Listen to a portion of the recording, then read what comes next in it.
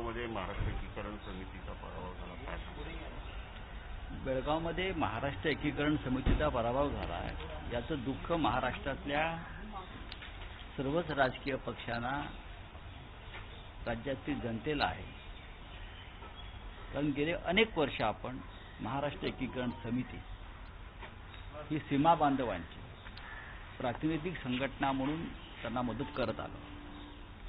बेळगावमध्ये शिवसेना किंवा राष्ट्रवादी किंवा महाराष्ट्रातून कोणी काँग्रेसचे नेते कधी एकीकरण समितीच्या विरोधामध्ये प्रचाराला गेले नाही.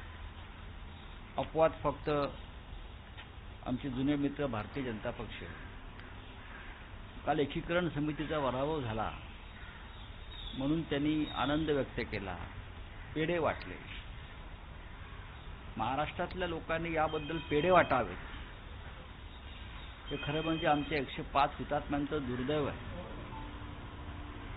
ज्या बेळगावातल्या लोकांनी 60 वर्ष हा लढा जिवंत ठेवला, दुर्दैवाने त्यांचा पराभव घडवून आणला. त्या पराभवाची कारणं समजून घेतली पाहिजे. कशा प्रकारे कर्नाटक सरकारने मराठी लोकांमध्ये फाटाफूट घडवून आणली, कशा प्रकारे चुकीच्या पद्धतीनं वॉर्ड रचना करून आणली, कशा प्रकारे मराठी एकीकरण समितीचे जे कार्यकर्ते होते त्यांनी जे आक्षेप घेतले होते काही, ते फेटाळून लावण्यात आले.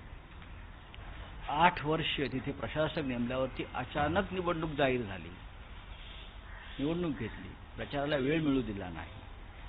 हे सर्व पाहिल्यावर हा पराभव घडला हे जर दुर्दैव असलं तरी कर्नाटकचं सरकार सीमा बांधवांचा आवाज कोणत्या पद्धतीनं दडपत आहे हे पाहिलं की अंगावर काटा उभा राहतो. तरीही आमचे लोक तिथे संघर्ष करतात, लाठ्या खातात, तुरुंगात जातात. त्याचं कौतुक आम्हाला पाहिजे. पेढे कसले वाटताय तुम्ही?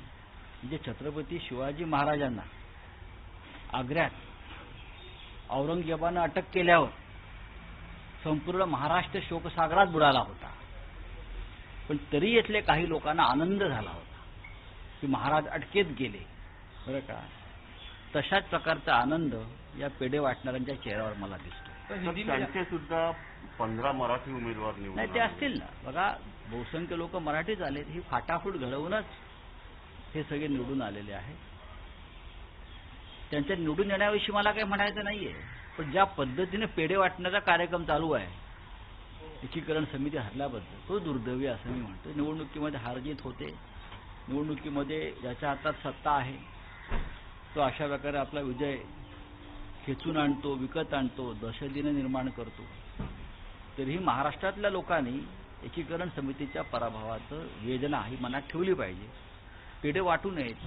पेढे वाटतात ते काय आणि कसे, कोण, त्यांचे चेहरे आता उघड झाले. एकीकरण समिति की जो हार हुई बेलगाम में, क्या देखिए, बेलगाव की जो चुनाव है 40 साल से वहाँ महाराष्ट्र एकीकरण समिति का झंडा, विजय का झंडा लहराते आया है.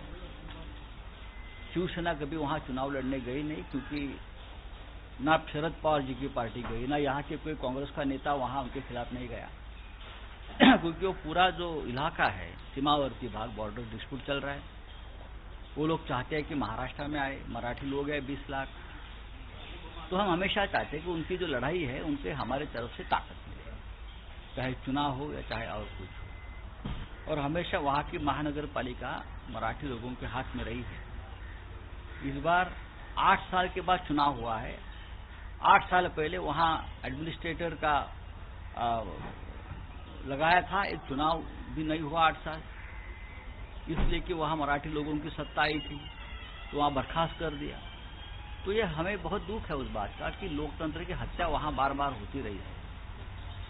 इस बार भी वहाँ जिस तरह से वार्ड की रचना हुई, वार्ड प्रभाग तोड़ दिए गए क्योंकि मराठी लोग वहाँ न जीत पाए एकीकरण समिति. ठीक है, हार जीत होती है, लेकिन जिस तरह से महाराष्ट्र के बीजेपी ने हारने के बाद एकीकरण समिति मिठाइयाँ बांटी है, वो महाराष्ट्र की जनता के भावना के खिलाफ है. इतना मैं कहता हूँ. धन्यवाद.